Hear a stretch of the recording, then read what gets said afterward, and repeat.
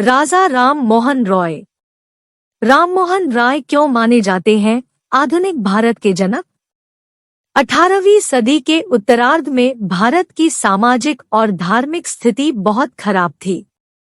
पूरा देश पुरानी लेकिन गलत कुरीतियों से लिपटा हुआ था और यहाँ तक कि धार्मिक तौर पर भी लोगों में भारी अज्ञानता और गलत परंपराओं के बंधन जकड़े हुए थे। ऐसे में राजा राम मोहन राय एक तरह से मसीहा बनकर आए और उन्होंने समाज सुधार के लिए कई असंभव लगने वाले कार्य किए और उन्हें कई विरोधों का सामना करना पड़ा। राजा राम मोहन राय को आधुनिक भारत का पहला प्रमुख समाज सुधारक और भारतीय पुनर्जागरण का पिता कहा जाता है। उन्हें देश में सती प्रथा और बाल विवाह को खत्म करवाने के लिए उनके विशेष योगदान के जाना जाता है। 22 मई को उनकी जयंती है। कई भाषाओं के जानकार राममोहन राय का जन्म बंगाल प्रांत के हुगली जिले के राधानगर में 22 मई 1772 को हुआ था।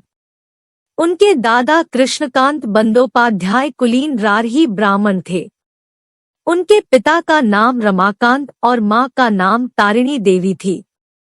उनके खुद के परिवार में दहेज आदि कुप्रथाएं थी और बचपन में ही उन्होंने अपनी बहन के सती होने का दुख झेला था।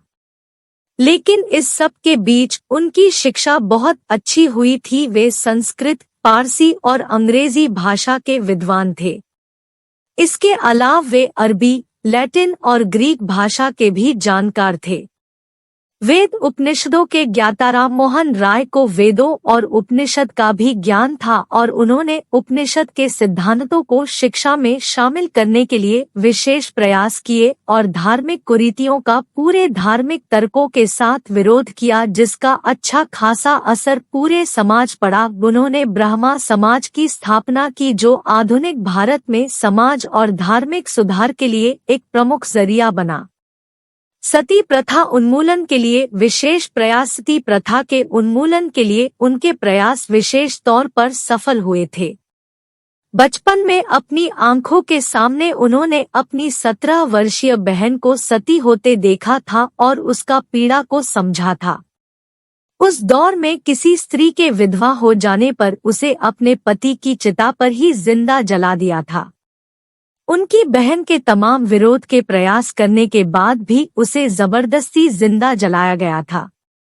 शिक्षा के लिए प्रयास। राम मोहन राय ने आधुनिक शिक्षा की खूब पैरवी की। वे चाहते थे कि भारत की अच्छी परंपराओं का पश्चिम संस्कृति में विलय हो। उन्होंने खुद देश में बहुत सारे स्कूलों की स्थापना की, जिसमें आधुनिक शिक्षा तंत्र को लोकप्रियता मिली।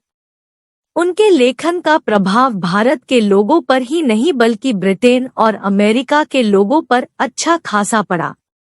ईस्ट इंडिया कंपनी में नौकरी कम लोग जानते हैं कि राजा राम मोहन राय ने 18वीं सदी के अंत और 19वीं सदी के शुरुआत में ईस्ट इंडिया कंपनी में भी काम किया था। लेकिन वे किसी भी कंपनी अधिकारी के पास ज्यादा देर काम नहीं किया। इस दौरान उन्होंने अरबी में तूहफत उल मुवाहुद्दीन नाम की किताब भी लिखी। बाद में उन्होंने वह नौकरी छोड़कर खुद को राष्ट्र सेवा के लिए समर्पित कर दिया।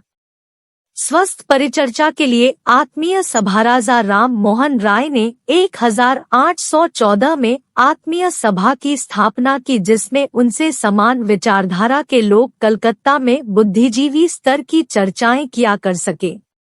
इसमें वेदांत, मूर्ति पूजा का विरोध, जातिवाद आदि कई सामाजिक और धार्मिक समस्याएं एवं चुनौतियां पर चर्चा किया करते थे।